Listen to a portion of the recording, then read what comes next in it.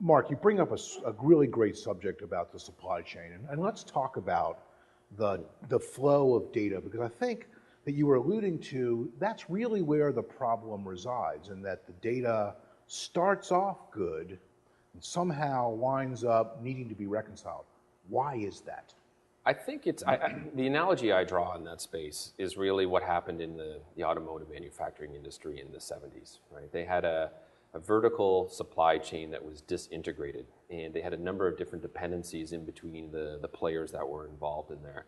And from a technology perspective, what it forced to give rise to was something called MRP, or Manufacturing Resource Planning, where the different players in that supply chain were then able to see into each other and then be able to demand plan and then get visibility into really what actually needed to be built. Okay. And I think inside of the financial services industry, there's an opportunity for that same type of metaphor, that same type of solution principle to emerge. Now, I don't know if it will be the equivalent of MRP or ERP on, for financial services, but something along those lines, and data is the core piece of that. If you look at our industry, there's the raw ingredient in it is data. So if the data that we're all talking about starts at a loan or a IPO or an issuance documents, is it reasonable for us to think that we could kind of use this emerging law to tag that data when it's created and get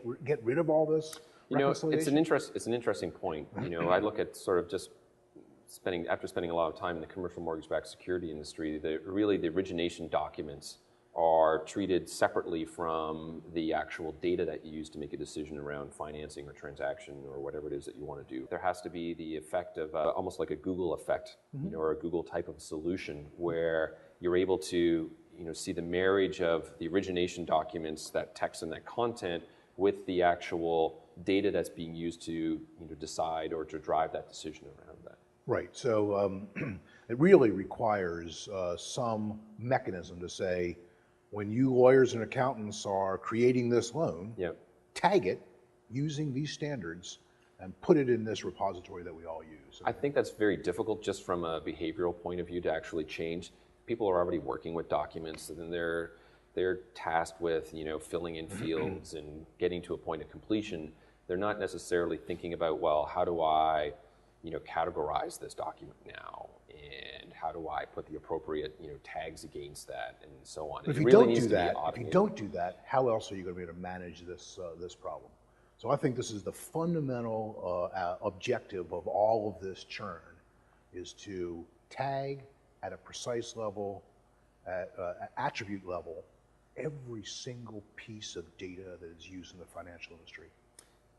Agreed, up to a point that you have a technology almost barrier there in terms of the two types of information you're talking about. So one is an unstructured piece of information, which sits inside of a document. Okay. And then you have a structured piece of information, which sits inside of a system. Two very different principles in terms of how data and information is organized, and hence two very different ways of interrogating that information. Creating that composite view of those pieces of information is the ultimate holy grail for getting visibility into Before it becomes unstructured document, however, it is an agreement.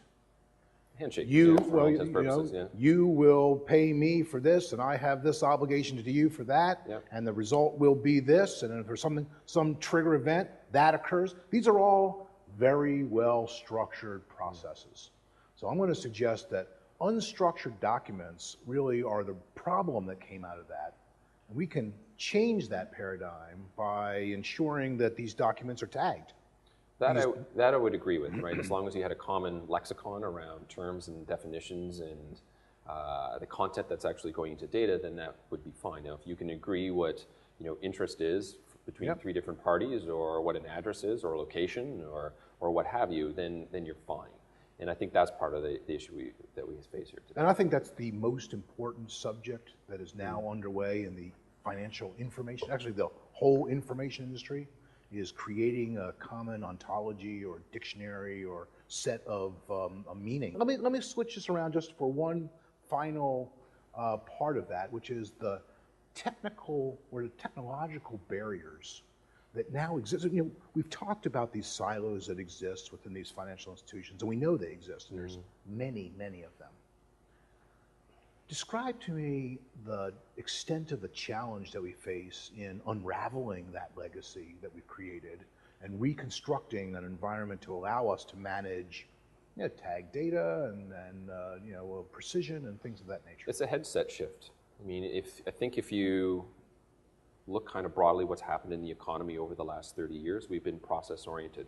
And we've bought in systems, technology, and capabilities that allowed us to turn that wheel faster, more efficiently, or buy somebody else's business model, et cetera, and implement it in our own shop. Okay. We've moved into, broadly speaking, the knowledge economy. The knowledge economy is predicated on having the ability to have access to information in order for you to make your decisions, a data-driven or an evidence-organized society. Okay. So that's a very different headset in terms of how you look at your enterprise. So if you take a data-driven view of your enterprise versus a process-centered view of your enterprise, it'd be radically different, and you'd see sort of disconnected dots all over the place. In a practical sense, how does a financial institution make that shift? They do it through active management of their data through standards, processes, governance models, and some technical application and standard uses of applications and technology. What I'm trying to get a sense of is how disruptive, how expensive, how difficult is it going to be for established institutions to make this transition? Because that's the pathway we have to lead. Everyone has a critical path that's unique to them. Okay. That's the first thing. The second thing is that they're already in the business of doing this. They're just not doing it in a coordinated and organized way. No, that's a good point. Right. So this is kind of the normal way we operate anyway. We're used to doing IT. That's right. They're used to doing IT. They're used to doing business processes disconnected from the actual way the business is thinking about and running the business, and there's a lag time in between those. There is a cost to it, though. No, absolutely. There's a huge cost to it, right? When you actually, if you look at the challenge, really, I'd say for anyone is to actually look at the cost of your operating model from the perspective of data, and you would probably get a very different sense of how efficient your business is being run. So there's hope for us to make this transition, I think, is the conclusion that you draw. I think so. Better data means better decisions, which means less errors. It's probably the bottom line. And then the second side of that is just actively manage the information as opposed to passively letting it happen. So thinking forward, what do you think are your major predictions for how this is going to shake out in the next 6, 9, 12 months? And what will be the major milestones that people are going to look for? I think systemic risk is real. Mm-hmm. I'm pretty confident that the regulators do not have the technical capability of doing concordance or reconciliation like the banks do. So they're going to export this problem to the financial institutions, meaning they're going to require them to report in a consistent way because they adopt the task of systemic oversight. Financial institutions adopt the task of how do they report to the regulators the things that are being required. There's no way for a financial institution to do that unless they get alignment of their data infrastructure across all of their processes. So I think it is that driver plus good business sense that's kind of unstoppable. And it's happening now. So great. I would agree.